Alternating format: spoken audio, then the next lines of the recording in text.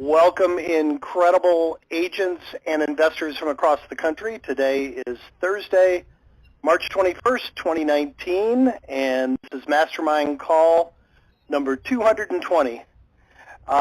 Congratulations to Kevin Shahan, who was our winner of the week last week. I know Kevin has another story. He's in the queue already that he wants to share with you, something real exciting that he did this week. And also, welcome to our newest subscriber. I told her I wouldn't pick on her, but Erica signed up about 3 minutes ago, so she's definitely our newest subscriber. She was with us back in 2015, and she got married, and we improved a lot since then also, since 2015. So she was kind of blown away with all the changes since she was with us back when we first started. So that's all I've got. Tim, what would you like to share with the group this week?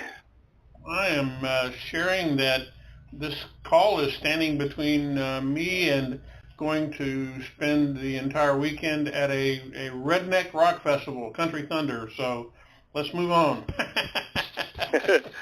All right. Well, that's where you belong. I'm sure you're right at home there. Chad, Chad, what would you like to share with the group? So I'm going to catch up for the last couple of weeks. I've got a few things. I'll start with Probate Mastery. We have quarterly planning coming up, so I pushed Mastery into the middle of April, and we'll do a class for March and April. And my apologies, but there's one of me, and that's the time I could get it done. So Probate Mastery is April 8th, 9th, and 10th from 2 p.m. Eastern to 4 or 5. So if you're interested in getting signed up, you can look at the education and training page. An email went out this morning. If you guys have already signed up, there's probably a dozen people already that signed up after the last class. They have gotten the recordings, and you've already been registered for the live class. So Mastery is April 8th, 9th, and 10th. And if you get in now, we'll go ahead and send you the recordings from the February class that we just finished. That way, you're not waiting. But I didn't want to schedule it for, to rush it, because some people say that we don't give enough lead time. So I went to the middle of April. Also, I sent out an email yesterday, or actually a couple of days ago, and we've had a lot of conversation about our new Dnc validation. And I wanted to just take a minute to explain that. So what we're now doing for you as well as for ourselves is we're scrubbing every phone number that we gather for you against the national DNC do not call registry, the state do not call registry, and a known litigator database. So the people that we know have sued people in the past, either in TCPA for TCPA violations or DNC. So you're going to notice when you're in My Probate Leads, you're going to see in parentheses DNC beside of the specific phone number that is on the list. Now, if it doesn't have that, that means it's safe to call. If it does have it, that just means you have a choice to make. We felt like the right thing to do was to let you guys know and be aware of your risk, because the prevalence of robo-dialing is driving the FTC and FCC complaints through the roof, and it's just a matter of time until they start taking action. So it was a proactive move on our part to just protect you guys. We've had only a couple of people that felt like it was a bad thing, but the reality is we didn't take anything from you. We just added something that would take a lot of process and a lot of money for you to add on your own. So it's something that you can ignore it or you can pay attention to it. It's really your choice. But we felt like it was the right thing to do. And then the last thing, I sent out an email this morning. We're doing through the end of April, we're offering buy one, get one on our ISA service, because we are calling fewer numbers with DNC. We're actually testing a higher frequency for the same cost. So if you sign up any new campaign that enters the queue from today through April 30th, just choose one call, like you're only getting one, but we'll actually make an extra round of calls for you at a different time. So if you're in the queue for morning, we'll give you a round of evening calls, and vice versa. So for $2.50, we'll call each lead up as many as at least twice. Unless the first round through they say we're not interested. But so that's kind of a promo we're running right now. We're looking at different pricing models for the ISA service. So take advantage of that. It should double your chances of making contact if we're going through your list a second time for free. And I think that's all I've got. Excellent. I know Tom just came on. Tom, anything you want to share with the group? Not anything specific, just always remind everybody if they need anything, just please get in touch with us. They can either send an email to support@alltheleads.com. If you're in your account area under support, there's a contact us. And we track all those items and then assign them to the appropriate person, get back to you quickly. So please don't hesitate. That's what we're here for. Excellent. And Chad, I'm going to stick my neck out just a little bit definitely without giving any kind of a legal opinion whatsoever. To our knowledge, we've been doing this for 5 years. Our subscribers have probably made close to 1 million calls, if not more. And to our knowledge, we know of one complaint that did not even result in a fine. So we're not saying do call them, we're not saying don't call them, but we are saying that one thing we know for sure is that the executor agrees to have their information put into public records. And we don't know of anybody that's had an issue. So we didn't want y'all to think that just because we put it in there that, people are having issues. The reality isn't they aren't. But we had enough of you ask that it be included is why we've decided to include it, simply as a courtesy to you and, to save you the time and effort of doing it if you are planning on doing it yourself. So hopefully that was a safe that's a safe comment. Yeah, I'm glad you remembered to bring that up because we're well over 1 million calls. Between our call center and subscribers, we're well over 1 million. And the only complaint was not even a formal complaint. It was kind of an informal phone call from an attorney saying, hey, you might want to watch what you're doing. You just called a DNC number to one of our subscribers. And that's it, out of millions of phone calls. Like I said, we expect the climate to change, and this is something that took time to build. So rather than scrambling and saying, guys, just be careful out there calling, we decided to build it proactively. So I think some people took alarm, and the reality is we just added another free feature that, at our cost, that is just there to protect you guys. But your risks are extremely low right now. That may change in the future, depending on how the government reacts to just the sheer amount of robo-dials that are happening. Well, and the other thing about that needs to get pointed out is that from the standpoint of using an automated dialer system, which obviously if we're making the calls for them, we do use an automated dialing system to maximize our efficiency, and same issues there. That also makes it a bit more of a sticky problem in terms of the TCPA law, which says, there's some specific things you can and can't do, and we're just erring on the side of caution from our standpoint and making sure that we don't encourage you to do something that, by virtue of what the law says, is not there. No one has ever tried the issue of if it's a probate case and that's a legal representative of a person that's in that, is it okay to reach out to get to them? And we don't want you to be the first one to have to figure that out. So that's why we did this.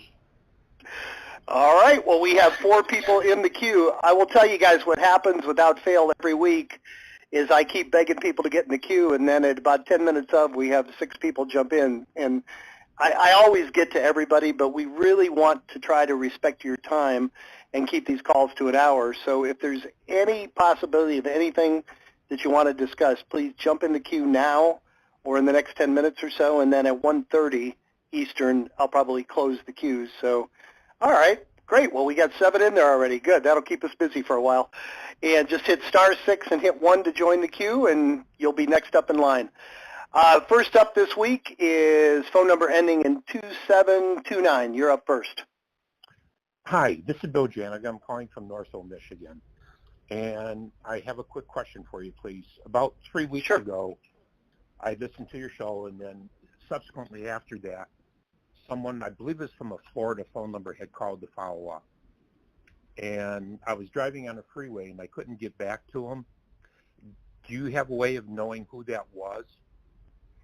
I'm fairly certain it was Darcy. And Bill, I think right after the call, I gave her your number because you had requested information. So I see your... What's that? It was a gentleman, not a lady. Oh, it was probably Jordan then. Darcy or Jordan, does either one sound familiar? Oh, I remember. That's okay. We have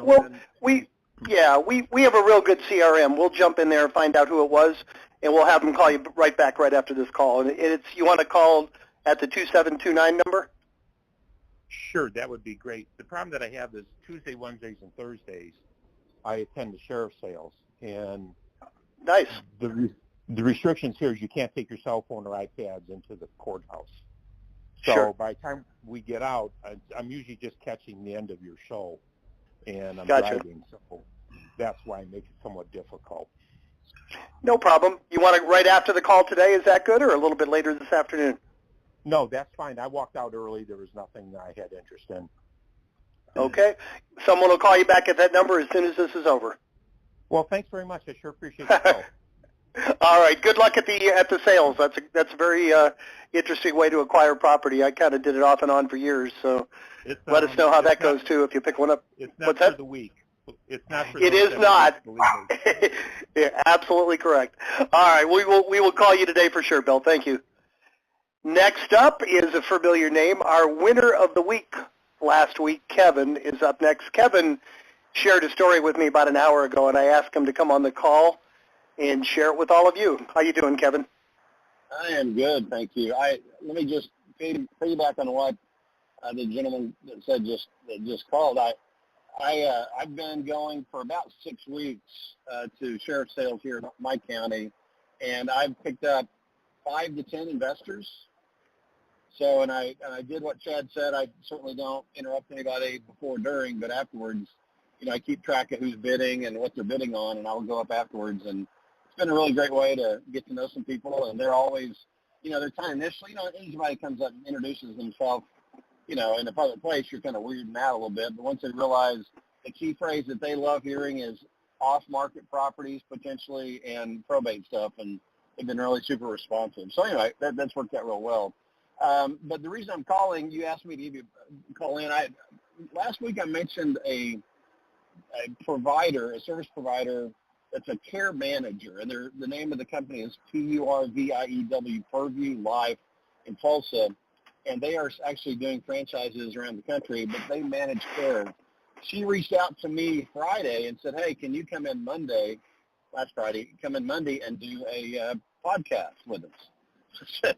Yeah, of course I will. So I went in Monday, and it was about a 20-minute deal, and just had she really was singing our praises, and I, of course, sang hers, and that I'd never heard of anything like that. And so anyway, I just sent it to you, Jim, and I just thought you guys might want to hear what's going on, and it's pretty cool. I mean, it turned out real well. I just want to encourage you to continue to look for kind of unique care, resources like that are out there that I only uncovered once I started doing my calls on attorney. So anyway, that turned out really well. So that's awesome. Anything Kevin, else you want me to say, or? Do you mind dropping a link to that podcast in our Facebook group, All the Leads Mastermind? That way everybody can have access.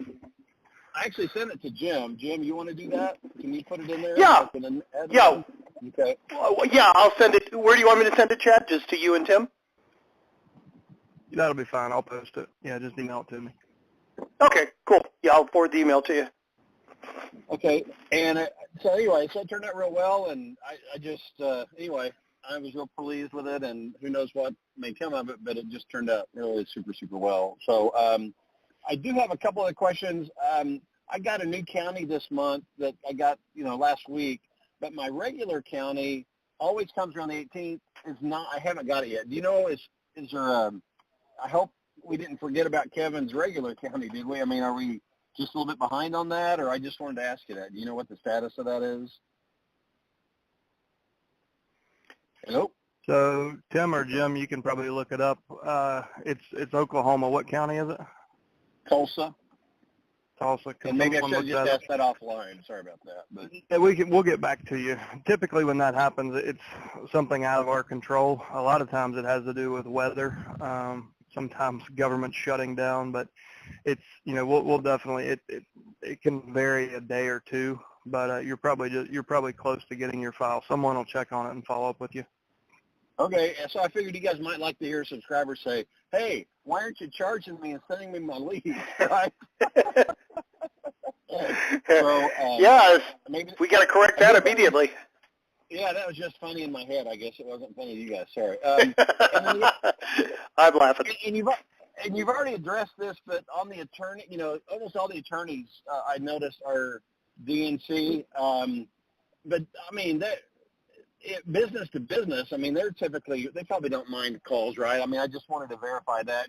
What you've already said probably addresses that, but Chad, are your thoughts on attorneys that are DNC? Yeah, so where we're seeing that happen is usually when the attorney did not leave a phone number on the public record, our system will actually go out and grab his personal cell phone.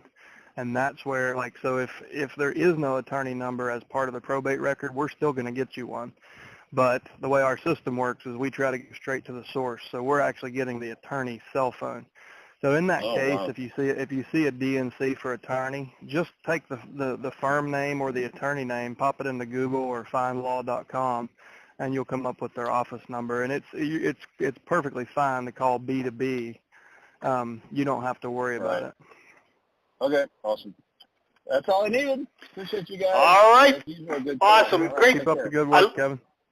I love your proactive approach with care. That's really, that's kind of, we always say, try to make those pre-need contacts, and that's exactly what you're doing with them. It's certainly pre-probate filing. So keep us posted as you start to develop deals with it. Appreciate it. Will do. Thank you. All right, sir.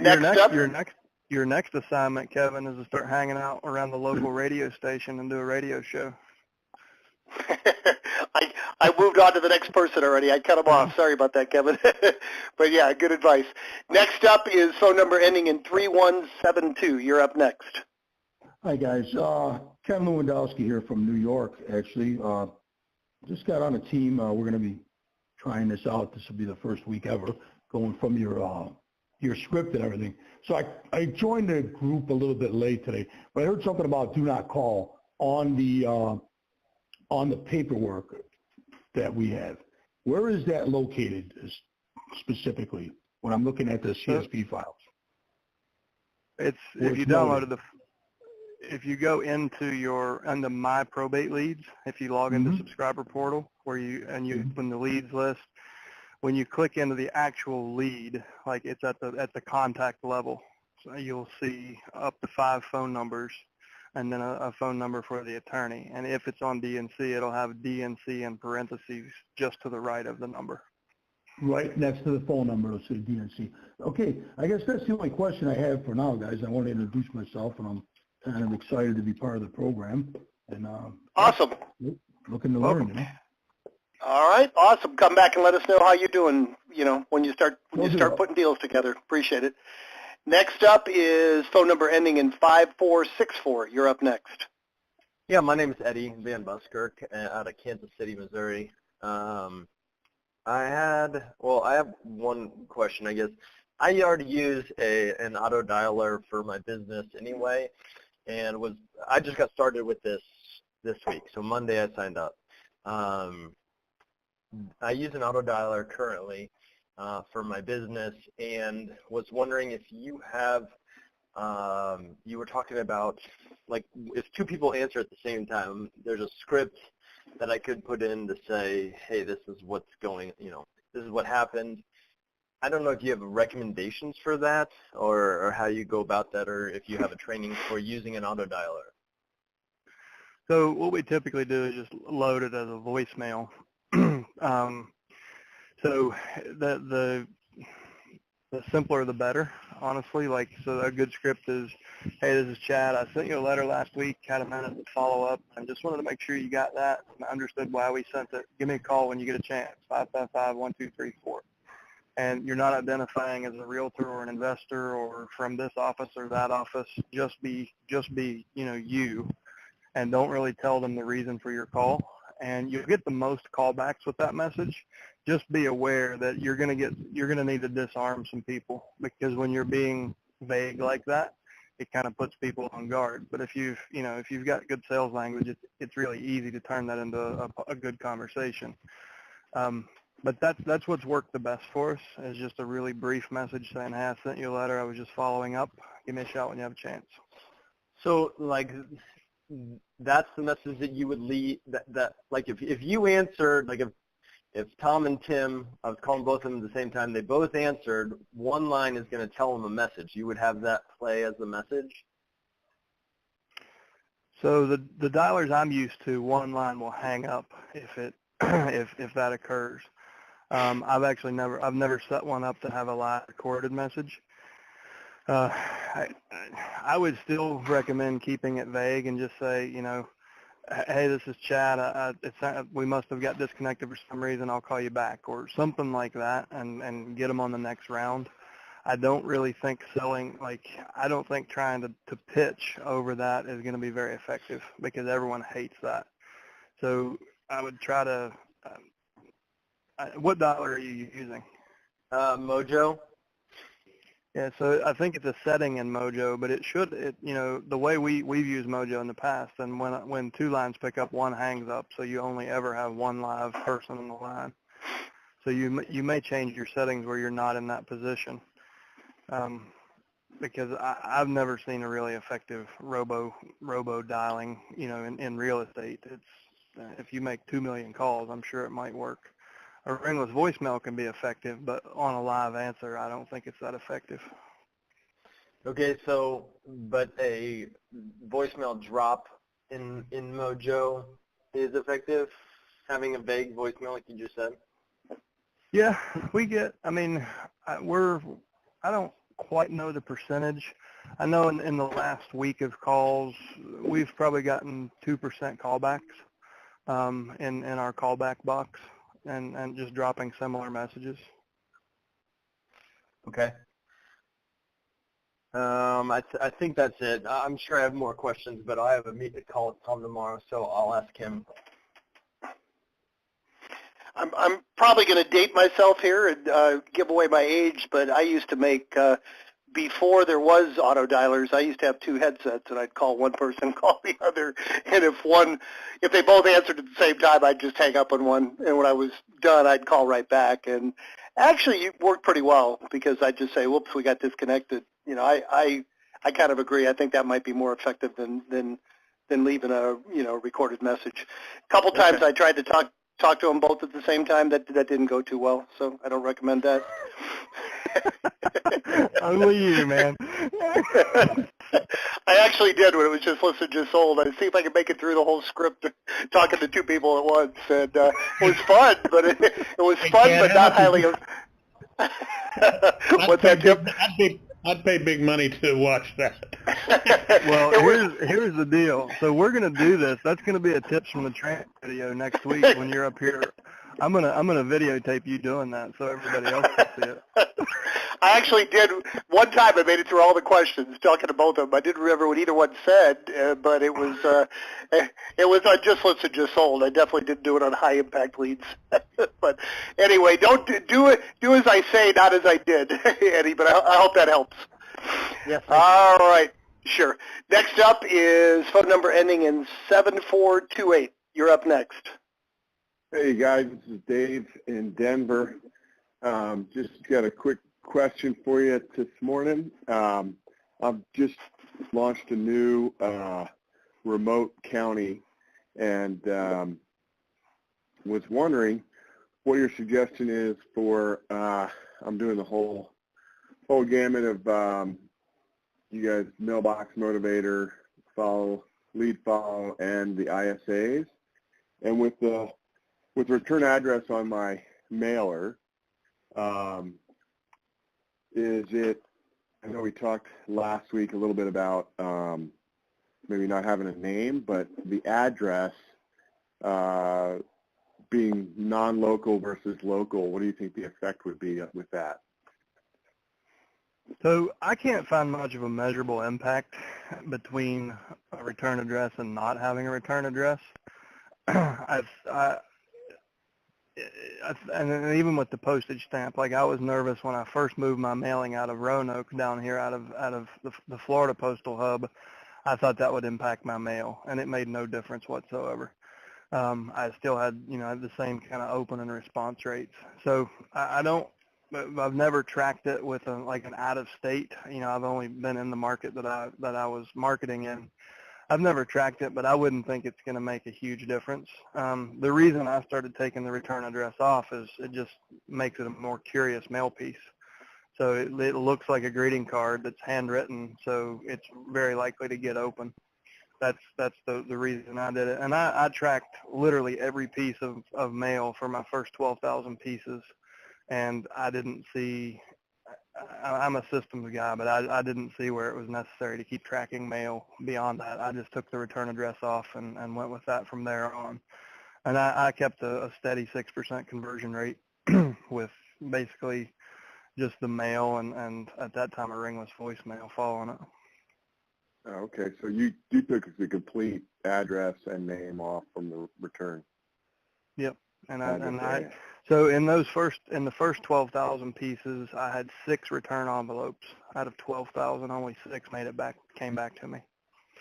And like on an absentee list, I would have, out of that many, I would probably have 1,500 come back off an absentee.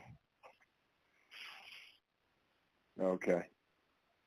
So we do like a double address verification or validation before we ever push the data through to you.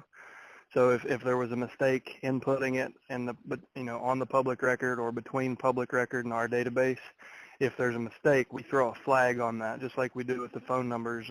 It throws like a bad address flag. So our return mail is extremely low. We had one person on the call either last week or the week before that had, a higher than usual return rate, but it's very rare that you get a bunch of return mail.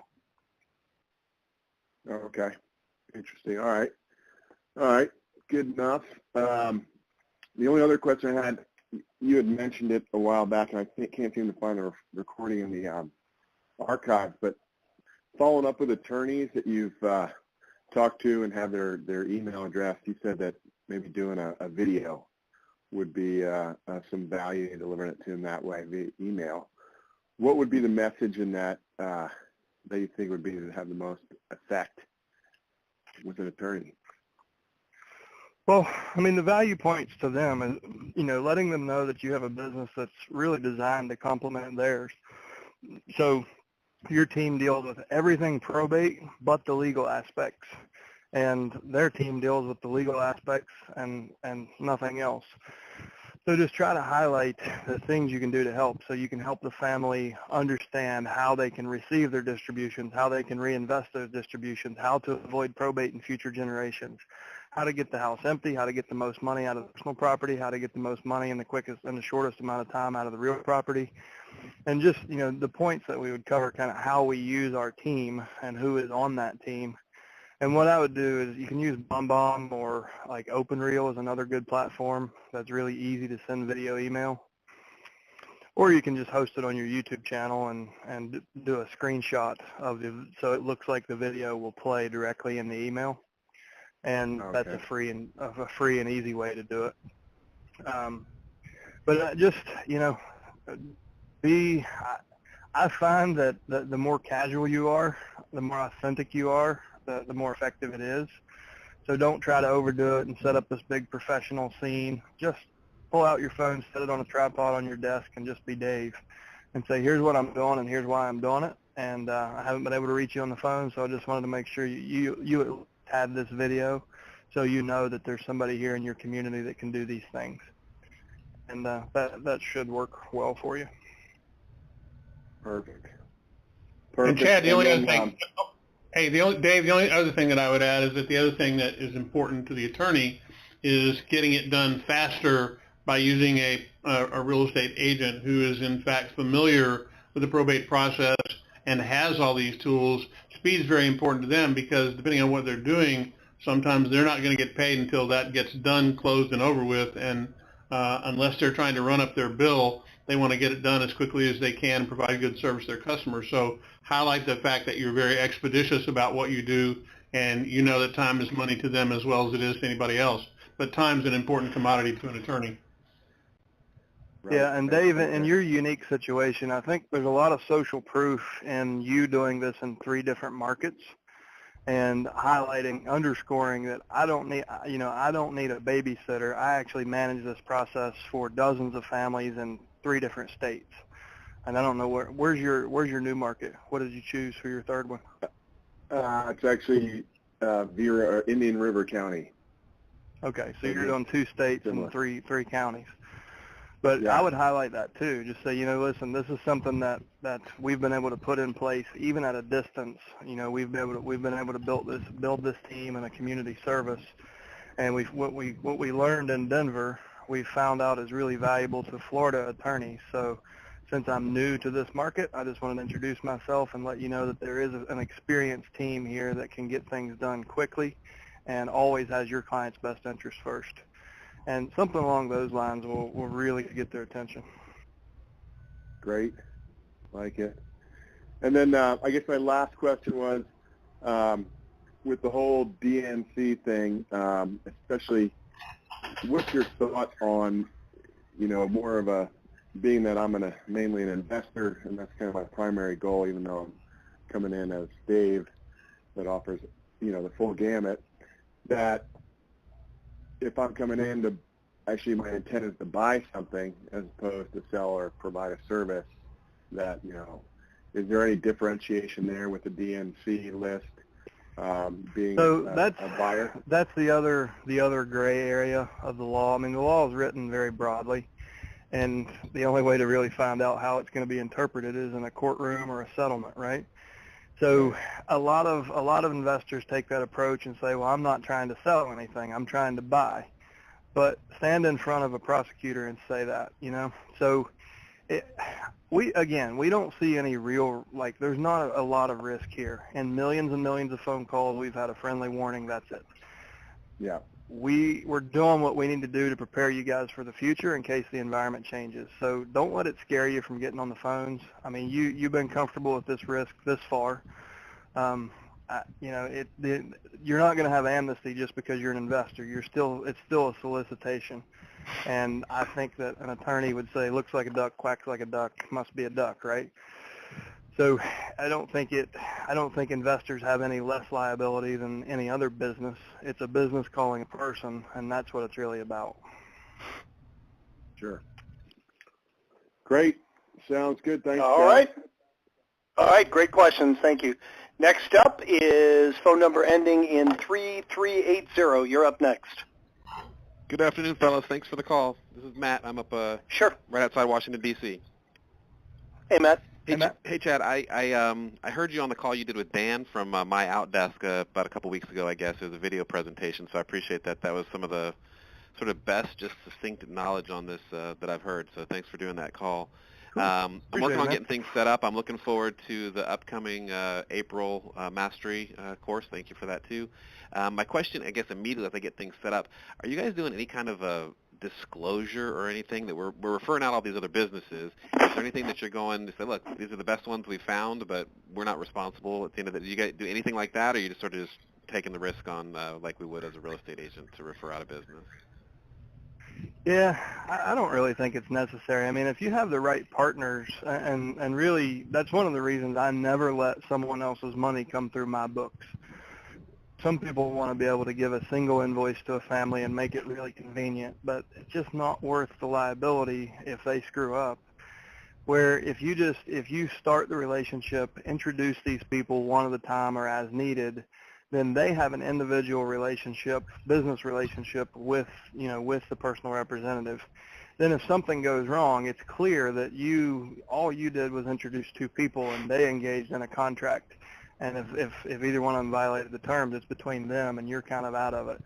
So I just find that to be best. That's one of the big reasons I never wanted to bring anyone else's business through my books. Mm-hmm. But if you're doing it that way, I don't think you need a disclosure. There's nothing to really worry. I've actually never seen it. And all the experience and training thousands of agents, I've never heard of a vendor getting anyone in trouble or even abusing or misserving the family. And I think when you talk to these folks, you'll know if you can trust them or not. Well, yeah, I've been selling houses as a realtor for a long time, so the network, as you kind of pointed out, was in place for the most part already. So I've got the people I trust, and I've been referring them without any kind of disclosure as a realtor, and it would still be that capacity, but it's more formalized, and that's why I guess I was asking. The other question that's been sort of interesting to me as I've started to build the team, and what I really needed to do was reach out to some of the estate sale companies and some even auction companies and things like that. They've been offering me referral fees back, or, oh, we'll just bump this price up a little bit. And the money for me is then, I think for you guys, is in either the brokering of real estate or the purchase and sale of real estate. Do you collect any referral fees, or should we just stay away from that and focus on the real estate side of things? Do you have an opinion on that? Tell them to pay for your mail. So have them partner on the front end. I would. I mean, I wouldn't want it coming through as commissions. Then you're just paying taxes on it, and you know, you have to explain to your broker why it's coming through his books. I wouldn't mess with that. And you know that like anyone can give you can help you co-market. And it would be, if you ever did end up in front of in front of DPOR. Sorry, Tim is wanted to join in. But if you ever end up in front of the real estate commission, it's clear. We work together. This person pays for the marketing. I meet with the people. And I don't think you have anything to worry about there. It's that, you know, co-marketing is much cleaner than cash commissions when you have a real estate license. Agreed. All right. Thank you, sir. One thing I was going to add to that also, you certainly could have them pay for your mail, and that's could be beneficial. I would absolutely, you know, a lot of times the estate sale company is the first point of contact. That's the biggest issue that people have. These estate sale companies, if they're reputable and they've been out there a while, they probably have people contacting them before the realtors. So I would just make it a reciprocal agreement that it's understood that you're going to give them business and you expect referrals from them also. You know, you could do that in addition to having them pay for the marketing, but I suspect be more lucrative just to insist on a reciprocal arrangement with them to make sure they refer business to you and, you know, in return for the business you give them. You know, well, that could be more profitable. Referral coming from them is worth, you know, what, 10 or 20 referral fees off of an auction or off of a sale. There's no doubt about that. So, okay, very good. Sure. Thanks, guys. Yeah. And that's, I guess I want to be clear on what I was saying. Jim, you're absolutely right. That was a very specific answer for his situation. So for most of you, you know, if someone comes and offers to give, like, I want to give you money, you don't ever turn that down. But with every vendor you work with, it should be a reciprocal agreement. Like, instead of trying to go figure out who gets paid and how, you know, you're throwing referrals over the fence both ways. That's the typical setup. But if they're already reciprocating and they want to give you money, let them pay for some letters. Sure. Right. Makes sense. Cool. Thanks, guys. All right. Awesome. We have 4 more in the queue. If there's anyone else that wants to jump in, now would be the time to do it. I'll be closing the queue in about 5 minutes. Next up is phone number ending in 9342. You're up next. Yeah. Hi. How's everyone doing today? Great. Good. Yeah, my name's Carl. I was just calling and had a really quick question for you. I'm just getting onto the whole probate arena, and this is my second call. I was there last week, and it was a good, lengthy, productive, and informative call. So thank you for everyone who participated. But I just had a quick question.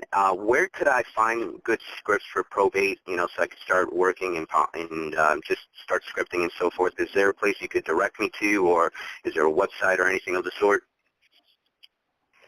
So the best thing we can direct you to is actually our role play archive. So we do this call every Thursday, and then the first Wednesday of each month we do an hour-long role play. So we have 40 hours of role play archives. And the quickest way to get to it, if you go to our main website, look under the system, complete probate system, conference call archive. That'll take you to a video archive. You can also use the search bar in the top right of the website. No matter what page you're on, just type in role play, and it'll bring up hundreds it'll bring up dozens of the recorded calls and other conversations where we've role played. But that search bar everything on our site is indexed. So even if you're looking for a topic, like if you want to like role play objections, then it should bring up anytime we've talked about objections or that word has been used. But that's what we provide kind of in lieu of scripts, because when you're providing options, each of these deals is like a thumbprint. So we try to focus mainly on people and situation, and then get into real estate once we've built rapport and got at least a tentative appointment. And the role plays, you'll hear us talk about that a lot. Are you a subscriber? Yes, my firm is. Okay, so if you go into the Fast Track training when you log in under the step 3 in Fast Track, the training that pops up on your dashboard, in step 3 there's a spreadsheet that's called the Probate Seller Interview Sheet, and that'll print off on one page, and it's basically just an outline of the conversation. So rather than trying to script a conversation with an infinite number of directions, we kind of give you a framework, like this is the information you need, and you should learn how to ask your own good open-ended questions to get that, and the role play is there to help you with that. So, and okay, then wonderful. If you really just need a script to get started, there is one, and it may be on that video 3, but also in our Facebook group, All the Leads Mastermind. There's a script in the file section of that group. So All the Leads Mastermind, and then click on Files, and there is kind of a starter script there. Fantastic. Thank you so much. I appreciate all of that, and I'll definitely put that to good use here. I appreciate your time. Thank you. Thank you, Carl. Next up is phone number ending in 2400. You're up next. My name is Bryant, and I want to buy all the properties. You want to buy all the properties? I want to buy all of them. How much money you got? You got to save a few for the rest of us. Come on. I want to buy all of them. That's all. Okay. All right. Well, you need to set higher goals. Start is you need to subscribe to 3,145 counties so we can market to all of them. And you also need to set higher goals, bigger goals. Whatever it takes. All right. Well, you obviously have a sense of humor. Did you have a specific question? Yes. I think in New York you have a. I heard it at a seminar where I think if you call for the first time, it's permissible, but any call after the first time, it's illegal. I think you can dismiss one as a mistake phone call. I don't have the actual law or guideline or guidebook in front of me, but I heard that at a seminar. I'm not sure if it's true. I wanted to know if you could shed some light on that. I haven't heard that. What I would caution you, though, is that could be the state law, and you're also, this is a territory that's governed by state law and federal law, and within the federal law, it's governed by 2 different bodies, the FTC and the FCC. So chances are one of those federal, the federal law will probably, have precedence over the state law. Okay, yeah, I think you can, but yeah, I just wanted to clarify. I'm going to look it up later, but I think in New York you are permitted one mistake call. I'm not sure, but I'll certainly check it out. Just want to know if you know anything about it. Well, I can tell you that it is not covered in the TCPA that way at all. The TCPA makes no accommodation for a mistake. It's a pretty straightforward statement that it makes, and like Chad said, the federal law is going to override that anyway. And you might want to take a quick look at the TCPA. That'll kind of give you the text of the law and make you familiar with it. But I think you ought to assume that making a mistake is playing the game, not necessarily the way the law reads. Right. And Brian, so the one warning that we talked about in the beginning of the call, that was actually from the FCC office in New York. So they didn't threaten anything, and as far as I know, it was a single phone call that the agent had made, but he didn't threaten them or anything. He just said, you might want to check into what you're doing. You called a number on DNC, and he just kind of wrapped it up. So it was in New York State, though, and it was a call from the federal government, an attorney representing the FCC.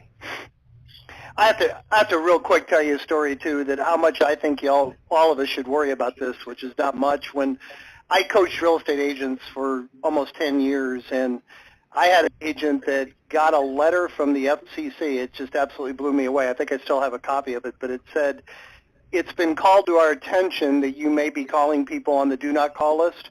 It said, we don't have the manpower to investigate individual complaints, but if you're doing it, please stop. That was, I mean, the reality is, in my humble opinion, they're not going to go after some guy trying to make a living. They go after the massive telemarketers. That's why we're not saying to do it, but I think you can over worry about it also. You know, I think the amount of enforcement, like we said, we don't know of a single agent to date that's had an issue. Just, you know, don't abuse it. Don't purposely violate the law, but it's such a gray area, and the enforcement is after the repeat offenders. It's not after some guy just calling probate leads. So I personally wouldn't worry about it too much if it were me. Right, okay. Okay? Yes. All right. We have 3 more people in the queue. What's that, Chet? I told him I was going to say go call them all and go buy them all. Well, yeah, I forgot. He's going to call everyone in the country, so he should be more careful. If you're going to call, you need to sell him 3,000 counties first. So. If you're going to call 3 million people, I would say be extra careful. But you need to learn to set bigger goals. I appreciate your attitude. Next up is phone number ending in 5014. You're up next. Good afternoon, Mike McFarland in Corpus Christi, Texas. I've got a couple of questions. I've heard on previous calls reference to vacant policy. Is it? And I know you've quoted some companies and whatnot, but I find myself in need of that information today. So, who can we contact for? Who specializes in vacant policies? So the ones I use are American Modern is really good, and they're national. And then Vacant Express is the other that I've written with. There are a couple of dozen out there. Those are just the 2 that I've found had the best pricing in Virginia. Okay, American Modern and Vacant Express. Yep. And if you find an independent insurance agent, they should be able to write either. Okay. Yeah, I was just gonna say that I flip properties occasionally in Florida, and with all of our hurricane protection and everything, you got to get a 5-point inspection. It's such a nuisance to finance through a traditional lender that I use a local company that insures it through Lloyd's of London. You know, you pay a little bit more, but you literally call, and 15 minutes later you've got a policy. You know, you pay quite a bit more. It's probably 50% more than you'd pay for regular homeowners insurance, but just the convenience is so worth it. So find anybody who writes for Lloyd's of London. Any company that writes for them would do vacant, and almost all the non-franchise companies will do it. It's just the big ones that typically, you know, have so much risk that they don't. Okay. Thank you. And then I've got another deal where it looks like we're going to have to do a short sale. I've never done one of those. I heard that somebody's wife specializes in that, and I don't know where to start. Well, I'm the person to talk to. My wife and I started a short sale company about 12 years ago. My wife, Pam, runs it now. She's done over 2,000 short sales. Is it a probate that's a short sale? No, it's not. It's a pre-distressed situation, trying to run through households and. Yeah. No, that's fine. She'll handle everything start to finish, negotiating paperwork, everything. She gets her commission out of the deal, so she doesn't take any of her commission. Her name is Pam, and you can call her Pam Sullivan, same last name as me, and it's call her direct number, which is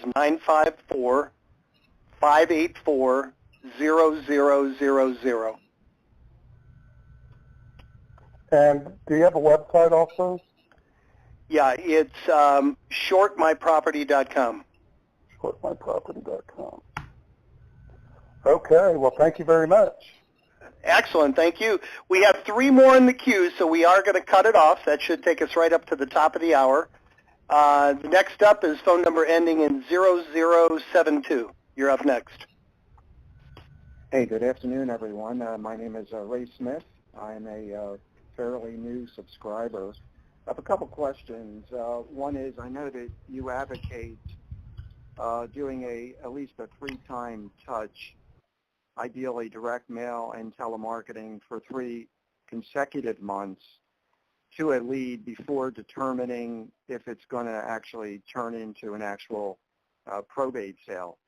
So my question regarding that dynamic is, I know on a previous call, I believe that Chad had indicated that at one time you had actually executed about 12,000 individual mailings and you kept meticulous tracking data on that.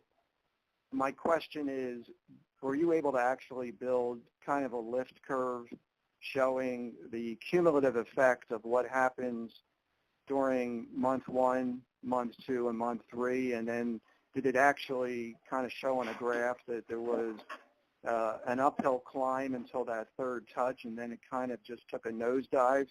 And then similar to that, was there a difference between the synergy of direct mail versus just, or adding telemarketing to the mix versus just direct mail as a standalone? Great question. So I actually did this. The reason I paid such close attention is I was a case study for Mary Lou Tyler, the author of Predictable Revenue. And she also, so anyways, it was the year she had released that book, and she asked me to track everything because it was a proven, repeatable system. And what I found was no patterns whatsoever, and I was really shocked.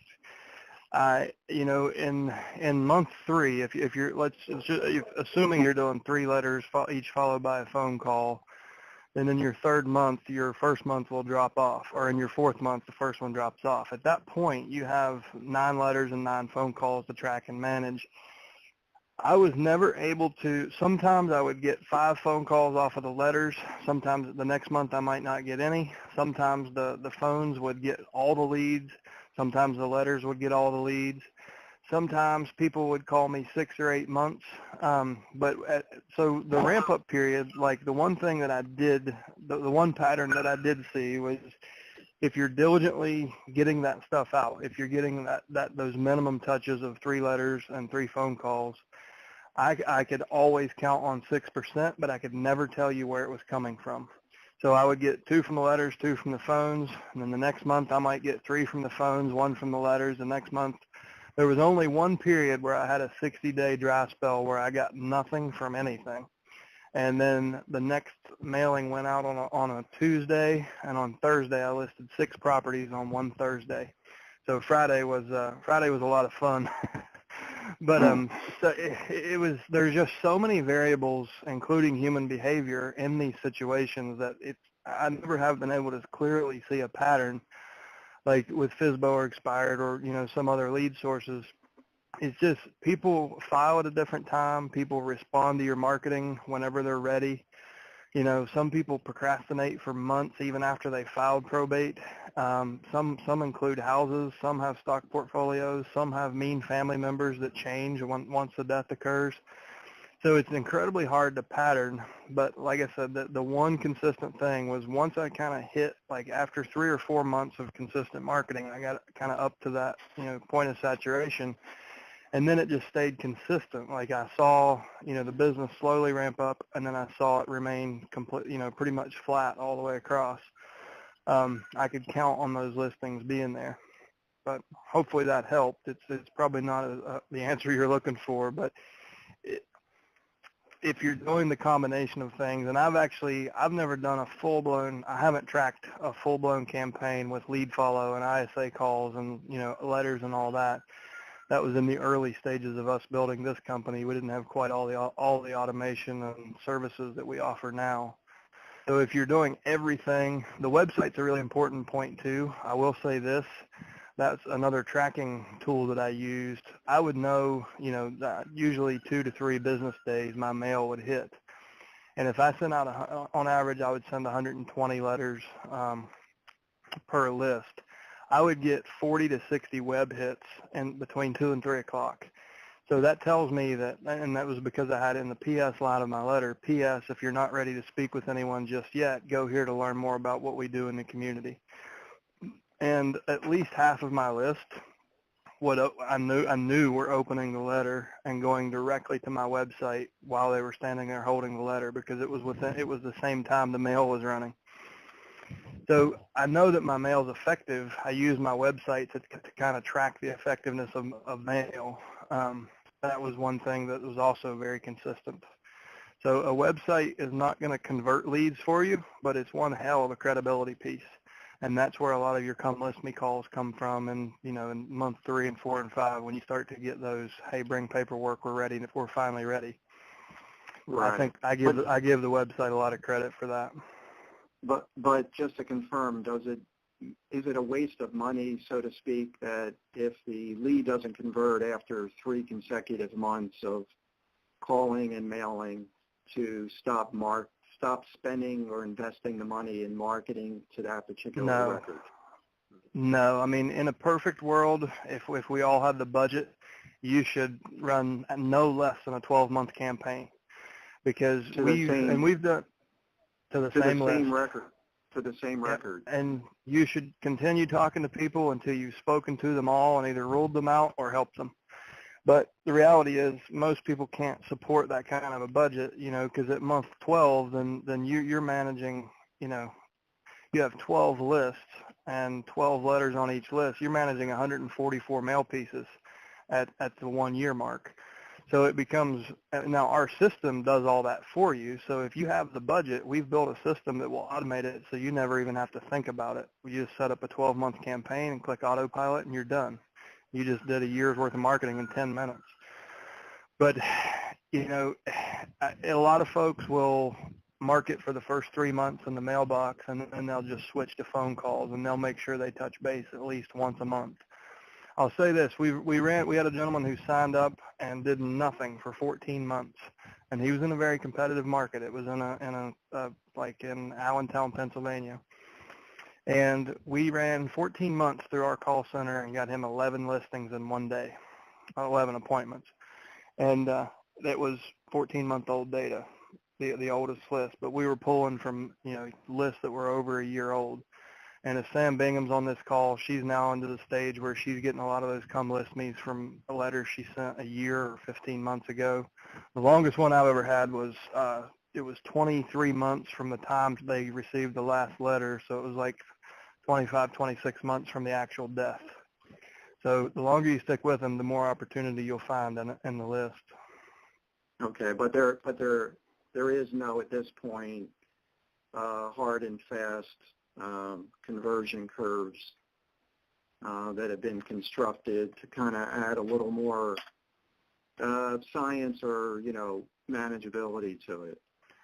It's tough, man. I mean, that's I've geeked out on it for 5 years, and what I gave you is about all I know. I mean, I know that if you do what we teach, you should be able to get a minimum 2% conversion, and everything beyond that you do should raise your conversion rate. So adding a website, adding additional calls, adding the digital marketing campaigns, you know, those are all things that just give you more exposure and more likelihood to get a response. Did you ever run any pilots where there was a reply card with a business reply envelope included in the direct mail? No, but I have one in draft on my desk, and it's a checklist.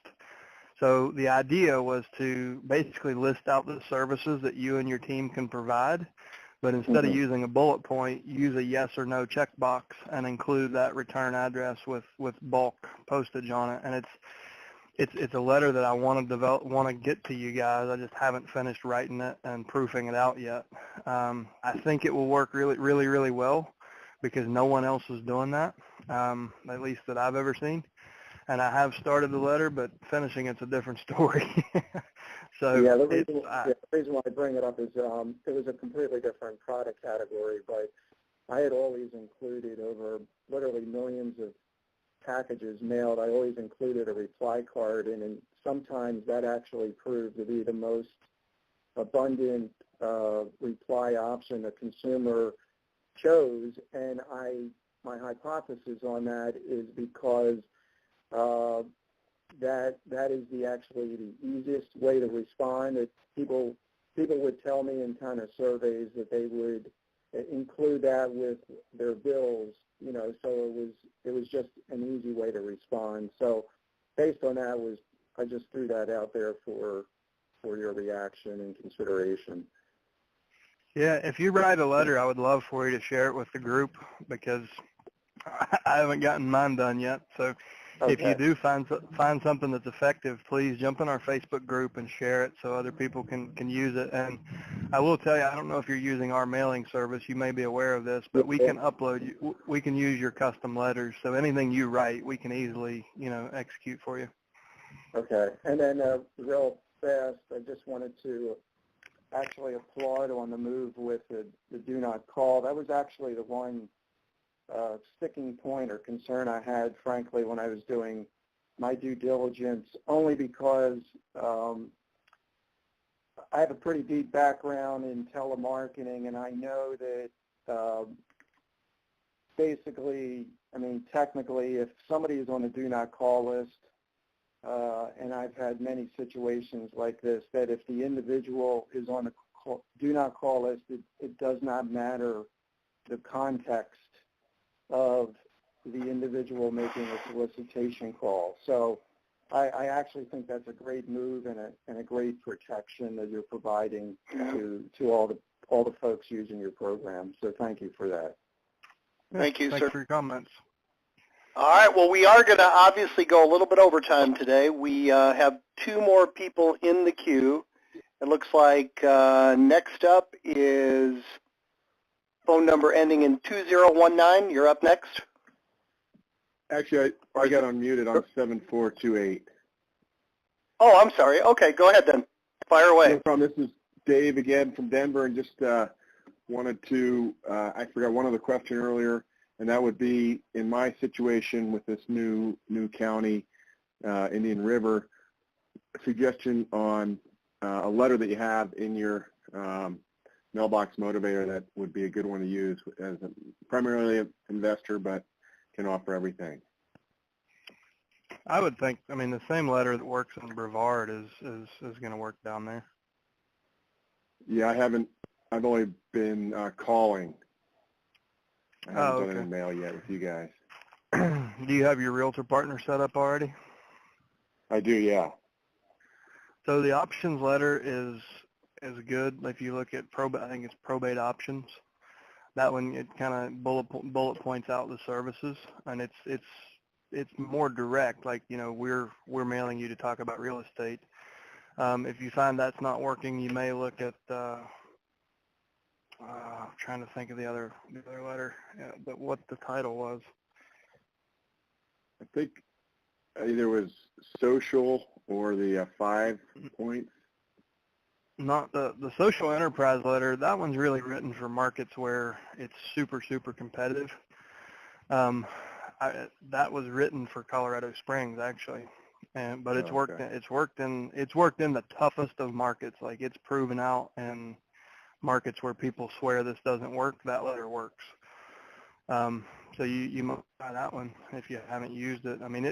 It's basically it's going to list out all the things you do, but in a different manner than like the options letter would. But I guess the real answer is you don't know until you send something.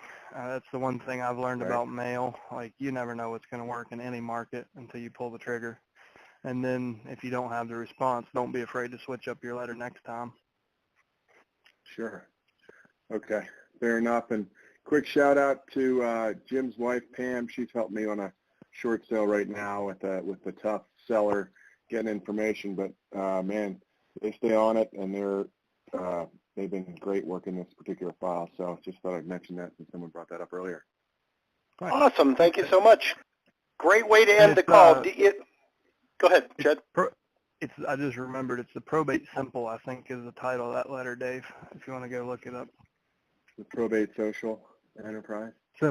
Simple, I think. Simple. There's Probate Social Enterprise, but Probate Simple is another one that I wrote. I think that you might want to look at that one. Okay, I don't see that one here. Just the investor options, and then there's an investor letter 1 intro. Hey, just drop a quick note to support, and we'll get right back to you with something on that to kind of give you a better pointer there. Great. Yeah. Will do. Thanks, all right. guys. Awesome, guys. Another great call. We went about 5 minutes over. Almost everybody, over 100 people, stayed to the end. So you guys know how I always end these calls. I want to thank each and every one of you for being here. I want to particularly thank those who actively participated. And I want to challenge each of you. There was some great stories, some great ideas, good questions. Take one thought, one idea, one thing that inspired you on this call. Go out and put it into practice and come back next Thursday and share your results with the group. Thank you so much, guys. Make it a great week. Talk to you same time next Thursday. Take care.